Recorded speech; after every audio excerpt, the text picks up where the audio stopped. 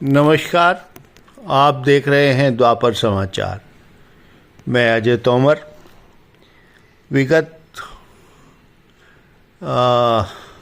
Video में मैंने आपको गुण प्रवाह की क्रिया के कै और खे भाग का बारे में बताया था। आज मैं आपको योगीराज श्यामाचरण लाहिड़ी महाशय द्वारा गुण प्रवाह की क्रिया के गे और खे भाग में उन्होंने क्या जानकारी दी उसके बारे में बताऊंगा।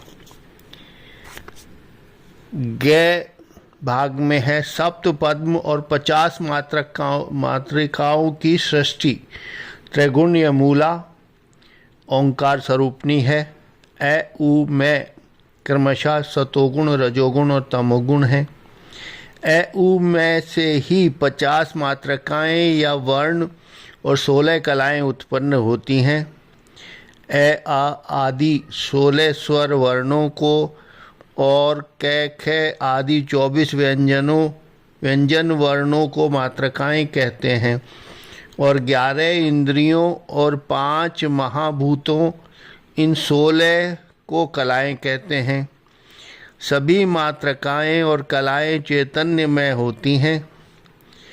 इनके विन्यास के लिए विज्ञान चक्र, विशुद्धि चक्र, अनाहत चक्र, मणिपुर चक्र, समाधिष्ठान चक्र और मूलाधार चक्र नामक 7 चक्रों में प्रत्येक चक्र को कर्णिका बनाकर 7 पद्म प्रस्फुटित होते हैं और उन पद्म के दलों पर मात्रकाएँ विन्यस्त होती हैं। प्राकृत्य नियम से ज्ञान शक्ति की क्रिया सबसे पहले होती है, इसके बाद कर्म शक्ति की क्रिया होती है और अंत में क्रिया शक्ति की क्रिया होती है। इसलिए नीचे ज्ञान शक्ति से जो पद्म और मात्रकाएँ प्रस्फुटित होती हैं उनके विषय में पहले बतलाया गया है। उसके बाद कर्म शक्ति से ही पद्म शक्ति और मात्रकाएँ प्रस्फुटित होती हैं। उनके विषय में बतलाकर अंत में क्रिया शक्ति से जो पद्म और मात्रकाएँ प्रस्फुटित होती हैं उनके विषय में बतलाया गया है।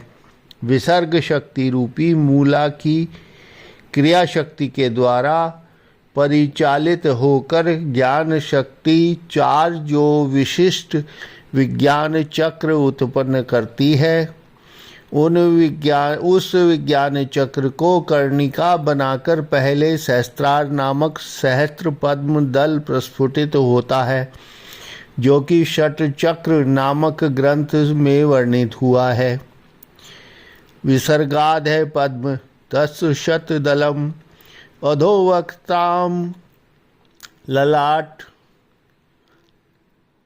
ललाटाधैर्य धने है प्रवेलिसितम। उस सहस्त्रार पद्म के प्रत्येक दल पर 50 मात्रकाएँ और 16 कलाएँ विन्यस्त होती हैं। इस प्रकार से उनके दलों पर 16,000 कलाएँ विन्यस्त होती हैं या प्रस्फुटित होती हैं।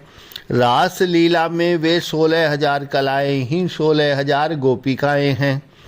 सहस्त्र दल पद्म के प्रस्फुटित हो जाने के बाद कर्म शक्ति के मध्य विशुद्धि चक्र का कर्णिका बनाकर 16 दल विशिष्ट विशुद्धि चक्र प्रस्फुटित होता है और उसके 16 दलों पर ए आ आदि 16 स्वर्ण विन्यस्त होते हैं।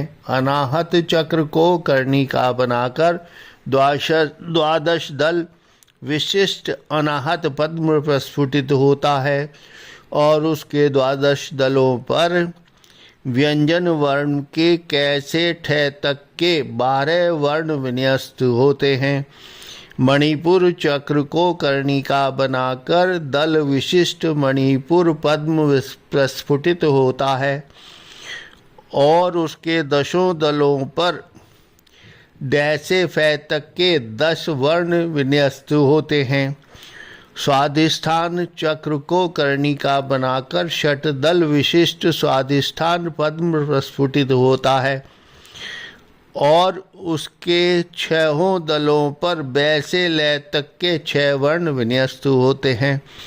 मूलाधार चक्र को कर्णिका बनाकर चतुर्दल विशिष्ट मूलाधार पद्म प्रस्फुटित होता है और उसके 4 दलों पर अंतस्थ वैसे दंत तय से तक के 4 वर्ण विन्यस्त होते हैं। परिशेष में क्रियाशील क्षेत्र के अज्ञान चक्र को कर्णिका बनाकर द्विदल विशिष्ट आज्ञा पद्म प्रस्फुटित होता है और उसके 2 दलों पर है और शय नामक 2 वर्ण विन्यस्त होते हैं। अब मैं आपको चौथे पाठ अधिष्ठात्र देवताओं की सृष्टि के बारे में बताने जा रहा हूँ। इसका विवरण निम्न प्रकार है। मूला में ज्ञान चक्र के सृष्ट हो जान पर वहाँ से प्राण प्रवाह के द्वारा मुंड में विद्या चक्र, दूसरा ब्रह्म चक्र, तीसरा विष्णु चक्र, चौथा रुद्र चक्र, 5वां अज्ञान चक्र नामक 5 चक्र सृष्ट होते हैं और मेरुदंड में विशुद्धि चक्र, अनाहत चक्र, मणिपुर चक्र, स्वाधिष्ठान चक्र, मूलाधार चक्र नामक 5 चक्र सृष्ट होते हैं, जिनके बारे में मैंने आपको बताया है। विगत वीडियोस में मैंने जो चित्र दिए हैं उनमें जाकर आप इन सारे चक्रों का किस स्थान पर कौन सा चक्र है सबको देख सकते हैं। मुंड्य त्रिगुण्य क्षेत्र है और मेरुदंड त्रिगुण्य क्षेत्र है। इन दोनों क्षेत्रों में कुल 10 चक्र बनते हैं। आदि देव भगवान के मूल में परमेश्वर परम पुरुष या उत्तम पुरुष के रूप में आत्म विकास करने पर उनकी अध्यक्षता में प्रकृति परमा रूप से अपनी विभूतियों के विस्तार के द्वारा उन 10 चक्रों की सृष्टि करती है। सर्वव्यापी भगवान प्रकृति के द्वारा आभासित होकर आभास चैतन्य के नाम से उन 10 चक्रों में भिन्न भिन्न नाम और रूप धारण करके आत्म विभूतियों को विस्तारित करके आविर्भूत होकर अधिष्ठित होते हैं। इसलिए शास्त्र वाक्य कहते हैं कि 10 चक्रे भगवान भूता। इसके अलावा कोई तत्व में भगवान अधिदेवता होकर रहते हैं। उक्त निस्त्रिगुण्य क्षेत्र मुंड में दशांगुल नामक 6 त्रिकोण क्षेत्र बड़ा जटिल होने के साथ साथ चमत्कार में और आश्चर्य में है। दशांगुल नामक 6 त्रिकोण क्षेत्र ही प्रकृति पुरुष का ज्ञान भक्ति में लीला क्षेत्र है। वहाँ पर प्रकृति पुरुष भिन्न भिन्न नाम और रूप धारण करके ज्ञान और भक्ति की तरंगों को उठाकर समग्र विश्व की क्रियाएं संपादित करते हैं। भगवान अपनी माया शक्ति के द्वारा अपने को प्रकृति और पुरुष दोनों रूप में विकास करते हैं।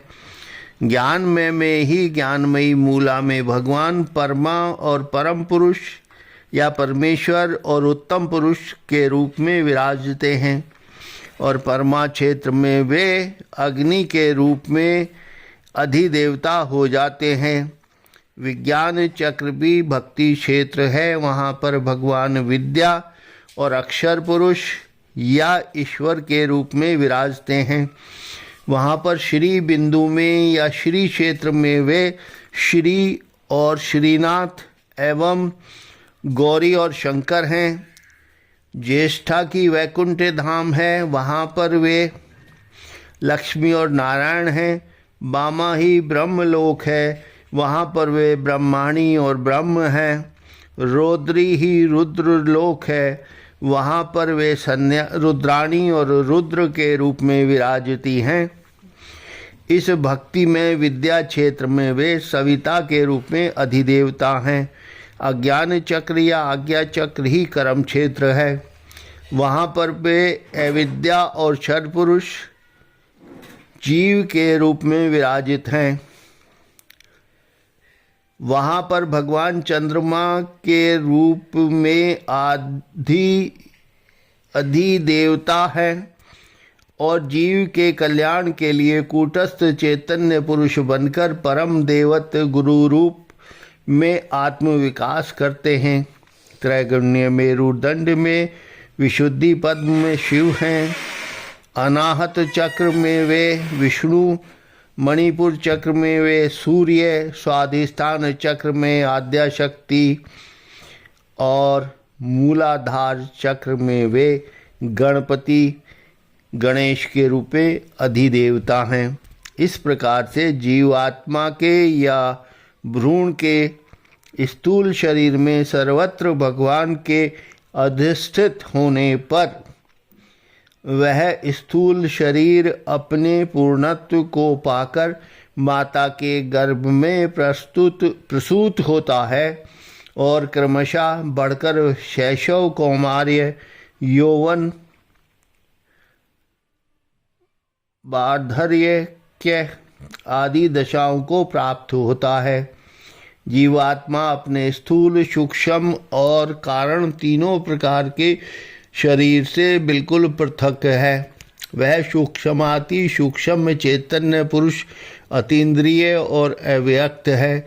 यदि मनुष्य उस सूक्ष्माति सूक्ष्म चैतन्य में स्वरूप की कल्पना करके भी धारण करे और अपने को अपने तीनों शरीरों के से संपूर्ण रूप से पृथक समझकर अपने देहात्माभिमान का परित्याग कर दे, तब वह प्रयत्न करने पर प्रकृति के घेरे से पार होकर मुक्त हो सकता है और फिर शांति को पा सकता है। चेष्टा करना ही मनुष्य की करणीय क्रिया है। मनुष्य ने वह चेष्टा किस प्रकार की और चेष्टा कितने प्रकार की है, इसका विवरण मैं आपको अगले वीडियो में बताऊंगा। धन्यवाद। अगर आपको वीडियो अच्छा लगा हो तो वीडियो को सब्सक्राइब करें, घंटी की दबाएं, लाइक करें, शेयर करें और लोगों को आगे फॉरवर्ड करें। धन्यवाद।